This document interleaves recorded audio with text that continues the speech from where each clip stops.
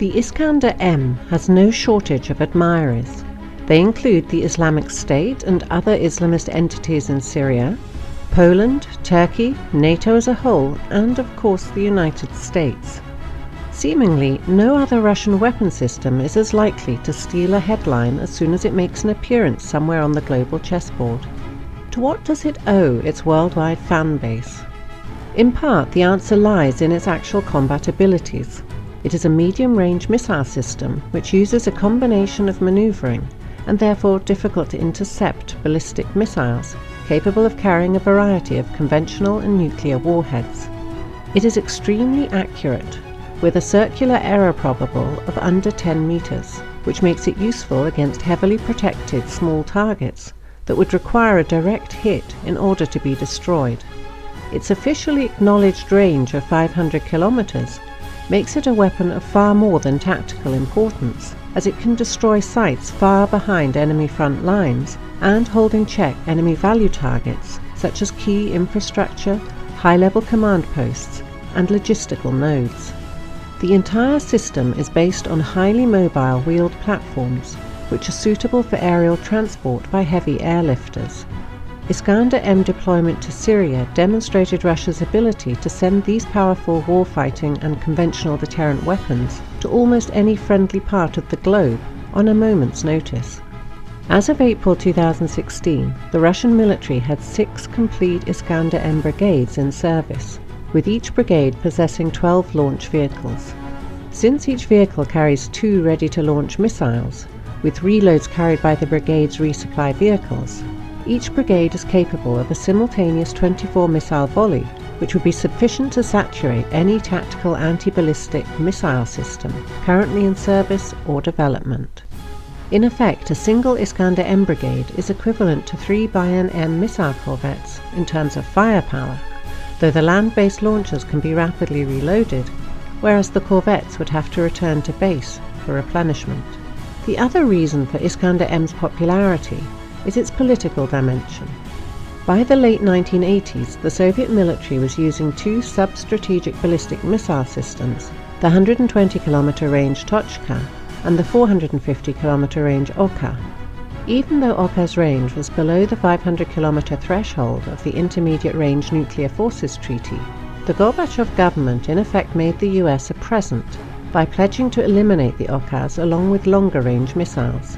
Even though it left the Soviet military without a modern operational range missile system, evidently Gorbachev and others hoped that such weapons would be unnecessary in the era of the New World Order. They turned out to be wrong. The Iskander-M was developed and deployed in order to fill that gap once it became clear that NATO's intentions towards post-Cold War Russia were far from benign. NATO, and especially the US, has undertaken several initiatives to render the INF Treaty obsolete. They include the deployment of intermediate-range air-launched cruise missiles, such as the JASSM, carried by tactical aircraft, whose existence clearly violates the spirit of the INF Treaty. The US Army has since deployed large numbers of ATACMS ballistic missiles, whose officially acknowledged range is 300 kilometers, though the missile's actual potential is unknown, and the LPRF program is supposed to yield an even longer-range missile for the US military. Cruise missile-carrying US naval ships, including the rather well-known USS Donald Cook, regularly approach Russian coasts. But the most direct US violation of the INF Treaty is the placement of land-based anti-ballistic systems in Eastern Europe. These systems use the naval Mk-41 launchers, which are perfectly capable of using the entire range of Tomahawk cruise missiles.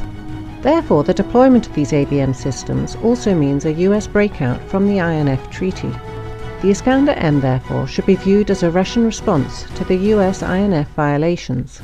In addition to the 9M723 ballistic missile with a range of 500 kilometers, each launch vehicle can also fire the 9M728 cruise missiles, whose actual capabilities have never been revealed, though the missile has been tested out to at least 200 kilometers.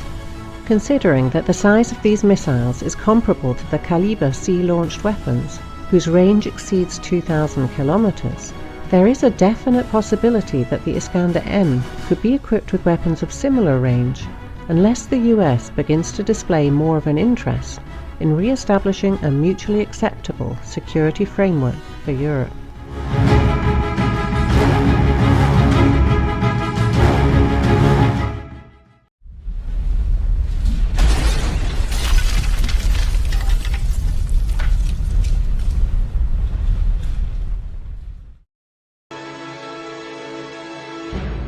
Military news. Russia's deadly S-500 air defense system, ready for war at 660,000 feet.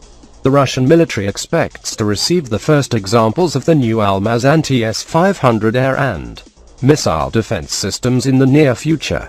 Meanwhile, tests are continuing on the advanced S-350 VITIAS system, which will eventually replace the existing S-300PS air defense batteries. We expect the first samples of the S-500 anti-aircraft missile system to be delivered soon. Lt. Gen. Viktor Gurmayony, commander of the Russian Aerospace Forces Air Defense Troops, told WW315 according to TASS.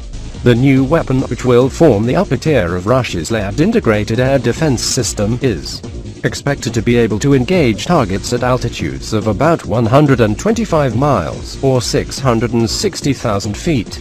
That means that S-500 will be able to engage targets such as incoming ballistic missiles in space at ranges as great as 400 miles. The first regiment of S-500 will be deployed to protect Moscow and central Russia. The S-500 is expected to be able to detect and simultaneously attack up to 10 ballistic missile warheads flying at speeds of 23,000 feet per second. It is also reportedly being designed to use hit-to-kill interceptors, a design with similarities to Lockheed Martin's Terminal High Altitude Area Defense (THAAD) system.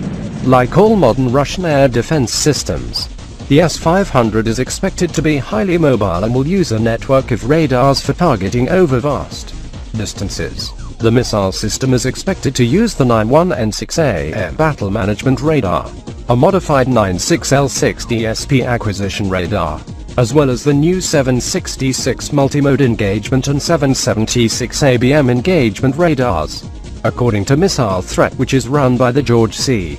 Marshall and Claremont Institutes. Meanwhile, the Russian military is already testing the S-350 VITIAS mid-tier mobile air and missile defense system. The new weapon will replace the older S-300PS and complement systems like the Buk M3, S-300V M4, S-400 and S-500. Tests of the S-350 VITIAS anti-aircraft missile system are currently ongoing, Gurmayony said. The first launches have been successful and the system has proved its characteristics and will be used on a large scale for the replacement of the S-300PS anti-aircraft missile system. Quote, the S-350 is built around a new advanced active electronically scanned array AESA radar and a new mobile command vehicle. A normal battery would include command vehicle, 2 radars and 8 launch vehicles. The S-350 uses the same active radar-guided hit-to-kill interceptors as the S-400 and can engage targets at ranges of 75 miles at altitudes of about 100,000 feet. It can engage 16 targets simultaneously, while a total of 32 missiles at any one time. The Russians are expected to network the S-500S with their S-400, S-300V M4 and S-350 and other weapons as part of an overall integrated air defense network, as one U.S. industry official noted. While the Russian military-industrial sector suffered greatly in the aftermath of the collapse of the Soviet Union, somehow Moscow managed to continue developing advanced air defense system without much degradation in capability. Indeed, some of these new weapons, like the S-500, are so capable that many U.S. defense officials worry that even stealth warplanes like the F-22, F-35 and the B-2 might have problems overcoming them.